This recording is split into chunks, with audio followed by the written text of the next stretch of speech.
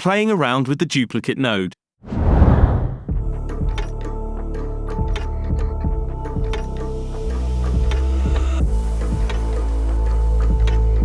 Today's video is sponsored by the most famous frog.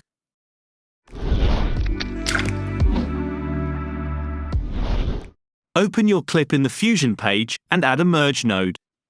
Bring a Luma keyer in empty space, connect your clip to this, and drag it to the left viewer. Adjust the low value of the keyer. Add a duplicate node after. Increase the copies to 5, right-click to the size slider, and select to modify it with anim curves. Change the source to duration, set the scale value to 2.5, and the offset value to 2. Back to the Tools tab, and increase the angle value to your liking. Add my favorite glow node after. For those who are going to complain, there are 2 glow nodes, so it's not so hard to figure out which one is this. Check the alpha limit box, and adjust the threshold slider. Right-click to the gain slider, and select to modify it with shake. Go to the modifiers and bring down the smoothness slider. Add a zoom blur after, and increase the zoom slider.